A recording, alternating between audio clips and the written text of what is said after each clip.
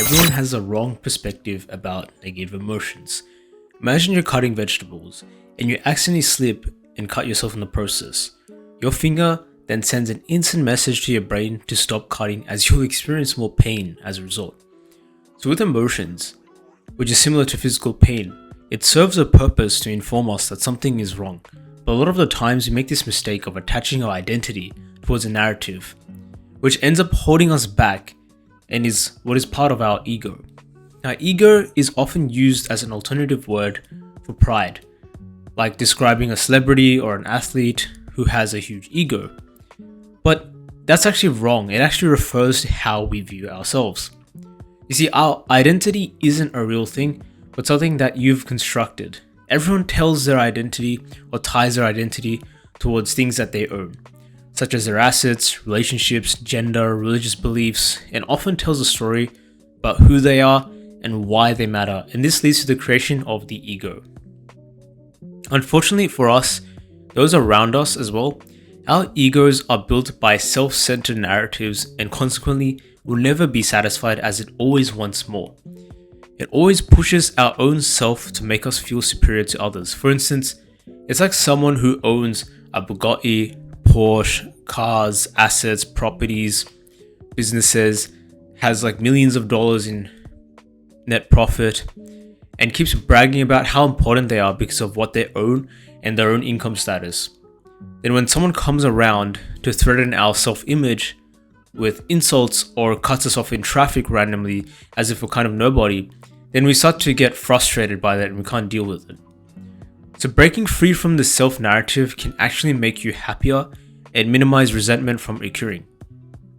The first and most powerful step is to simply realize your ego is up to and what it is, and being more conscious and aware of the story that you've constructed in your head. The more conscious and aware you are, the less power the ego holds over you and more control you can have over your life without acting upon just the ego, subconsciously especially.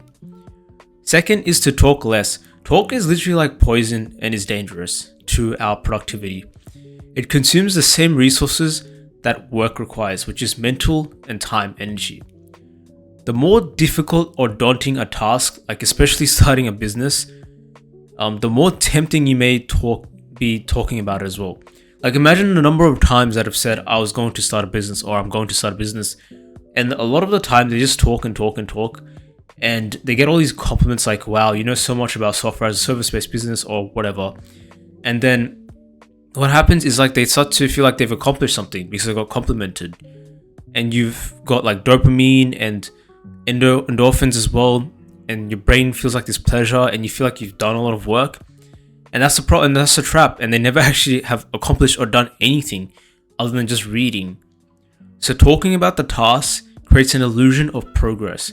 If you spend hours and hours considering, explaining, and discussing, then you might start to think that you've actually done or achieved something, which is very common in the self-improvement space as well, where we spend a lot of time just reading, watching videos, and feel like we've done work when we've actually done nothing because we've just only absorbed information, which we'll probably forget 2-3 days later due to our forgetting memory curve, and at the same time, you haven't applied any of it. So you don't even know if it's even useful towards you, or if this even will work for you.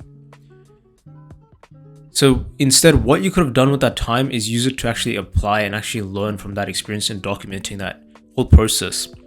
Even an ancient Greek poet Hesiod said, "A man's best treasure is a thirsty tongue." Next is to work and enjoy the process. Work does not end with achievement. You're not a writer because you've written a best-selling novel once in your lifetime. You're a writer because you enjoy writing every single day, and you will be writing every single day. You're not a runner because you once ran a marathon and now you feel like Dave Goggins, but because you've been running multiple times per week. Just like you're not a bodybuilder because you've won one competition. You're a bodybuilder because you care about your physique every single day, and you also look after it and you train and you get stronger every single day. So ego rewards accomplishment towards an endpoint, a single success, which means you are a success, but success is more of a process, the process of putting on the work. Enjoy the work, not the admiration that work may bring to you. And I guess that's why most people say enjoy the process, love the process, especially something which relates to your ikigai, more than just the end result or outcome. Just like when you play GTA, a lot of the time, when you get towards the end goal where you retire and you finish all your missions and you've got maximum respect, it gets boring. Like you can afford and do everything, but you're sort of just waiting, anticipating for the next DLC or next mission to come because you realize that you enjoyed the process of the difficulty of getting there rather than just staying there and leaving it as is. The last point is to become a student. A lot of us can get carried away once we receive recognition of our work, once we receive this title, and it becomes harder to stay humble, to resist the self-satisfied word of ego, but instead it's best to find ways to consistently improve. And now I'm not trying to say that you shouldn't appreciate yourself and you shouldn't take some time to actually spend some time to realize your accomplishments. What I'm trying to say here is that you should realize that there will always be a need to improve and that there's always ways for improvement. For example, imagine if Steve Jobs stopped after creating the Apple II computer, then we would never actually have iPhones or iPads or even smartphones to this point, to be honest. Or it might have come out 20, 30 years later. But because he didn't stop there and he kept going and he found improvements, he was able to develop iPhones, iPads, and all these smartphones that have come out as a result of competition.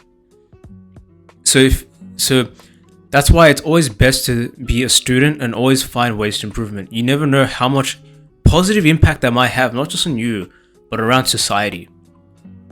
So hence, pride and ego aren't the same thing, but they go hand in hand.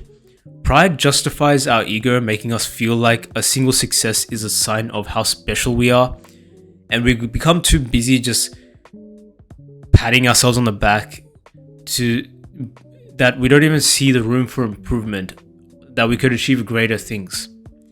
Hence, it's always best to remain a student of life, and when you get to the success stage, even if there's no teacher more knowledgeable, then spend some time to identify ways to actually improve or learn.